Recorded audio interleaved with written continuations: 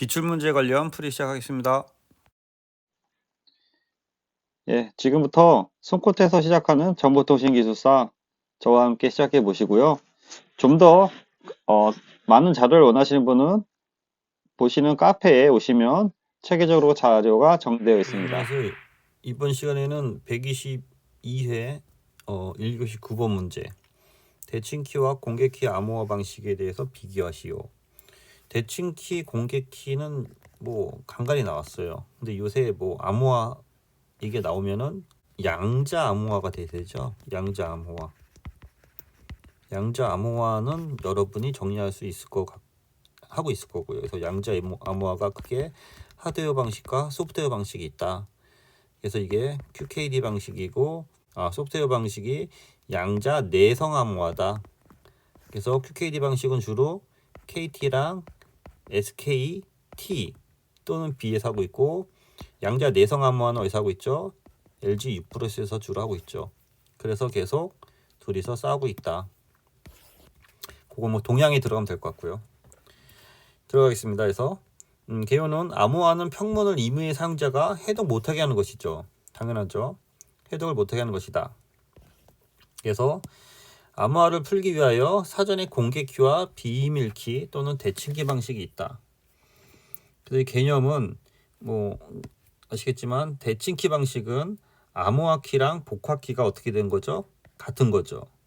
비대칭키는 당연히 암호화키랑 복화키가 같지 않은 거죠. 그래서 얘를 이렇게만 하면 뭐하니까 이렇게 박스 쳐서 이렇게 나눠서 이렇게 써주면 될 것 같아요. 그래서 제가 얘기한 걸 좀 풀어 적어야 되는데 요거만 이렇게 표시해도 되고요. 아니면 여기다가 이렇게 열쇠 같은 거 그림을 이렇게 그려서 같지 않다. 저도 잘 그림 잘 못 그리는데 같다. 뭐 그런 식으로 해서 표현하는 것도 이제 그 가시적으로 시각화가 딱 되니까.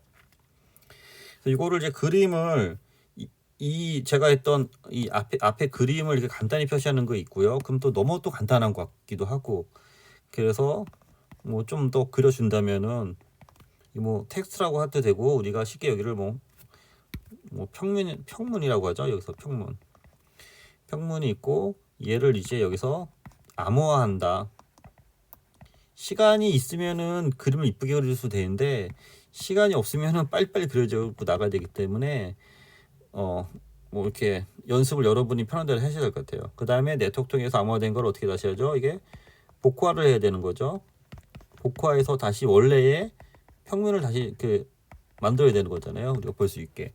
그래서 요 위칸이랑 아래칸에다가 이걸 적어줘야 되는데, 위에선 만약에 대칭키다 하면 위에서 언급한 거죠. 그래서 다시 암호화키랑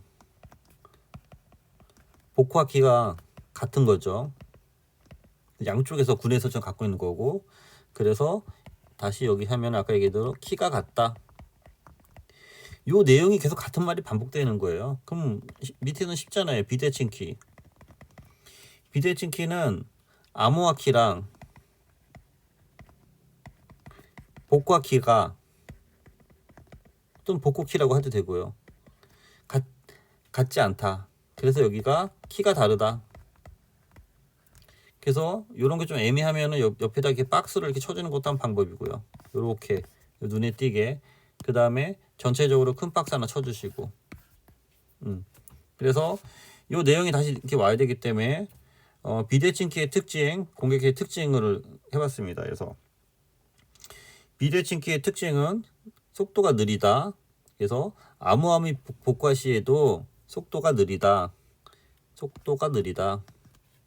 그 다음에 편리한 키 관리가 된다.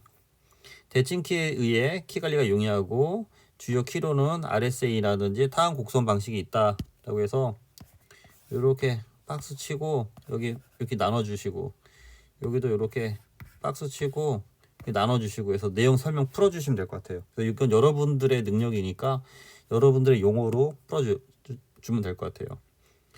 공개키 방식은 대용량 암호화에 유리하다.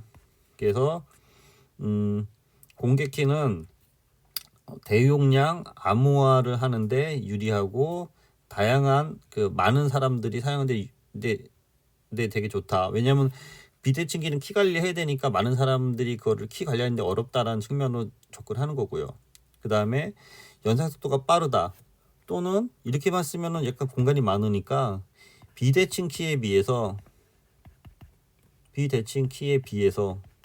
이렇게 여러분이 용을 만들어줘야 돼요. 비대칭키에 비해서 연산 속도가 매우 빠르다. 뭐 그렇게. 그다음에 키 관리가 필요하다. 안전한 구성을 위해서 뭐 그런 말 적어주면 돼요. 안전한 뭐 사용을 위해서 별도 키 관리가 필요하다. 뭐 그래서 요 칸을 되도록이면은 꽉 채우는 연습을 하셔야 돼요. 이러한 그 핵심 용어를 갖고 요 내용을 약간씩 좀 늘려서 쓰는 거. 그게 여러분이 모의고사 볼 때 계속 연습을 해야 될 부분이에요. 그래서 이제 비교는 대칭키랑 이제 비대칭키를 당연히 비교를 해야 되는 거고요. 앞에 얘기한 걸 다시 써주는 거죠. 그래서 장점은 여기는 속도가 빠르고 여긴 키 관리가 용이하다. 암호화 평문에 대해서 이제 무제한이나 공개 키 방식은 키 개수가 적고 이제 부인 방지라든지 뭐 그렇게 필요하다. 단점은 반대로 적어주면 되는 거죠. 키 관리 이슈가 있다. 부인 방지가 미제공된다. 공개 키는 키 길이가 길면 연삭도가 저하되고 평면 길이에 대한 제한이 있다. 그래서 대치키 방식은 2분의 n에 n-1로 적어주시고 공개 키 방식은 2의 n배수의 그 키가 있는 거죠. 그래서 키 개수, 이게 이제 키 개수가 되는 거죠. 또는 뭐 알고리즘, 이건 좀 외워야겠죠, 여러분이. 그래서 여기는 대칭키 방식은 DES 또는 SEED 방식이고, 이쪽은 DSA 또는 RSA 이런 식으로 해서, 여기 보면 비대칭시에서 우리가 싱크 어싱크에서 여기 A가 있는 걸로 해서 여러분들이, 그러니까 여러분의 암기 방법으로 이걸 정리하셔야 될 것 같아요. 그래서 대칭키는 당연히 고속성이 있는 거고요. 대칭키는. 그 다음에 비대칭키는 키 관리라든지 키 전송 뭐 그런데 유리하다. 뭐 그런 쪽으로 해서 계속 이게 같은 말이지만 이렇게 다르게 표현해 줘야 될 것 같아요. 그래서 뭐 동양이라든지 매진말에 대해서 고속통신을 위해서 또 똑같은 말이 되는 거죠. 고속통신을 위해서 대칭키를 이용해서 주로 군사용으로 사용한다. 이런 용어가 다시 요 비교에 들어갈 수도 있는 거고요.